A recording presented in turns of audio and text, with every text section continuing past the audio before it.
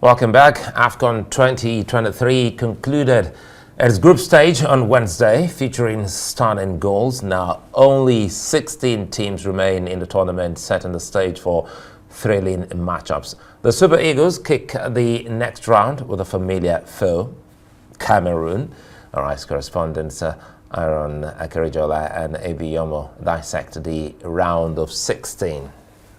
With the Super Eagles set to play Cameroon on the 27th as the round of 16 begins, certainly let's take a deep dive into the permutations and, more importantly, what awaits the Super Eagles and the rest of the teams at the Afcon 2023. I'm not here doing it alone. I've got Abi Yomo. Abi Yomo, some would say that the map and the side of the draw the Super Eagles are in en route to the finals is the easier of the two sides of the draws, because on the other side there are heavyweights like Egypt, Senegal. Talk to us about Mali also. Well, looking at these on paper, Super Eagles actually seem to be on the easier side of the map because should Nigeria defeat Cameroon, they could face the winner of Angola and Namibia's game. That's in the quarterfinals.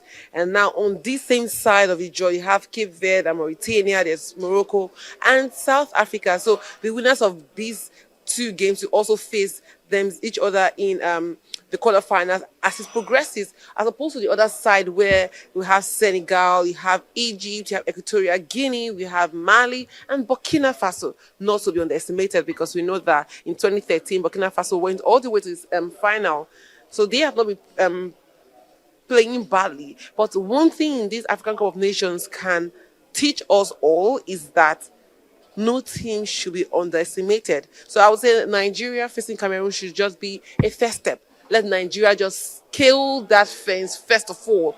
I know on paper or head-to-head, in the last 3-4 games, Nigeria has had the better of Cameroon. With their play now, I think if they get an improvement in their scoring, I think Nigeria should once more defeat Cameroon like they did at this same stage in 2019. All right, in 2019, when I look at the entire lineup of the round of 16 of, say, Senegal, so to speak, Nigeria has had one of the most enviable defenses and been very, very stingy in letting goals in the entirety of the tournament, understanding that we've only let one goal in, same as Senegal also, who have let just one goal in as many games that have been played. Now, there are talks that this man, William Troost-Ekong, the captain of the side, might not be fit to start that game against Cameroon. Talk to us. Al-Hassan Yusuf here is fit to also start.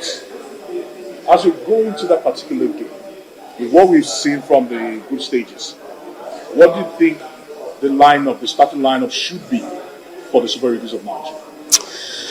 Well, I think the Super Eagles of Nigeria should have a little bit of tweak. For instance, so many might want to say Osimhen is a very lethal striker, like we all know. But I would still like to say, against the Cameroonian side, Nigeria has no business playing just one striker up front. I think Nigeria should play a two striking combination to get more goals, because 4-3, when you look at the 3-4-3, it's the reason why we haven't considered goals in 2 matches.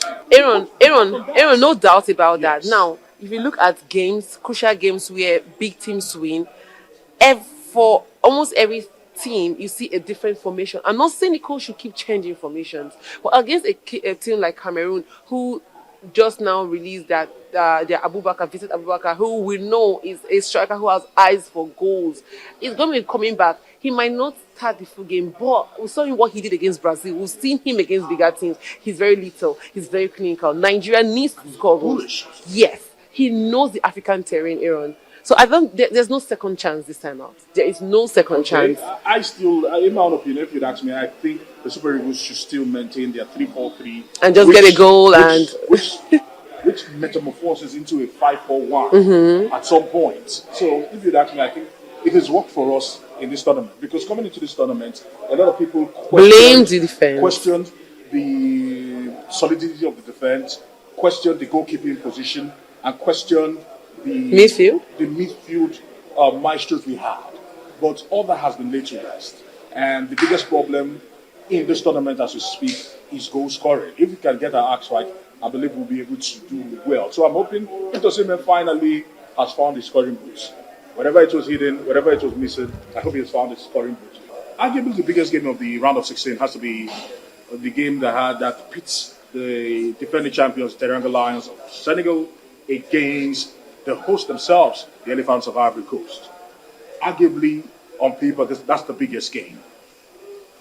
Call it for me. Do you think it's almost death wish going against Senegal at this point in time, understanding that they are low on confidence, talking about the Elephants of Ivory Coast, they are without a coach, and their players are not firing also?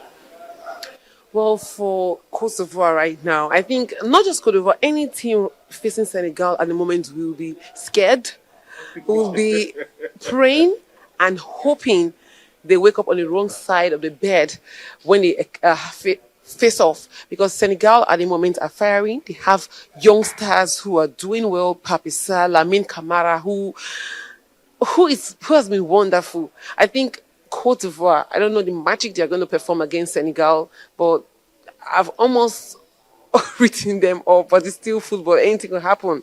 But Senegal have been the best team at this Afcon. At least 3 games, they got the 3 points. The only team at the tournament to get the maximum 9 points. But how Cote d'Ivoire will survive against them is left to be seen. We have other matches. Not Nigeria and Cameroon is one game so many would like to see.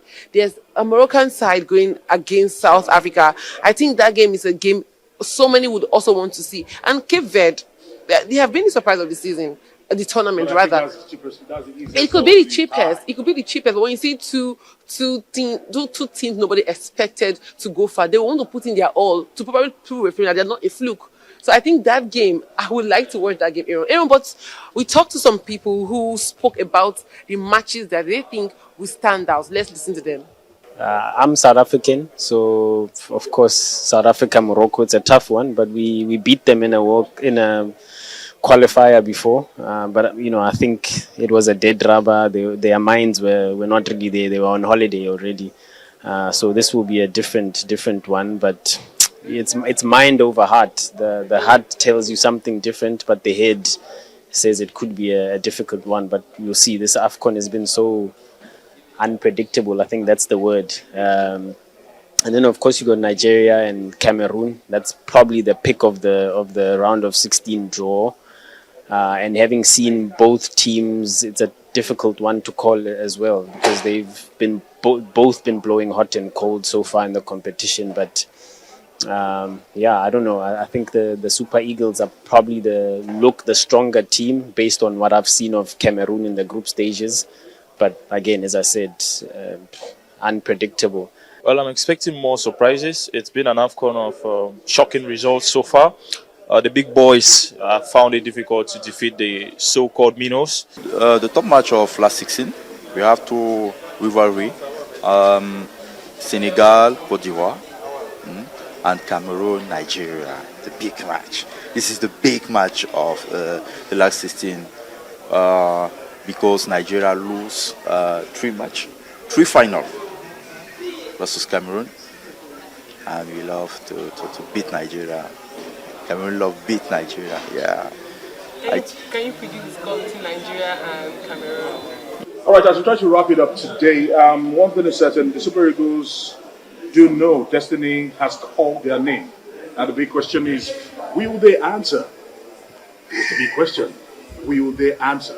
It is Nigeria against Cameroon at the Bonny Stadium here in Ivory Coast. Of course, our News will be here to cover it for you. That's it.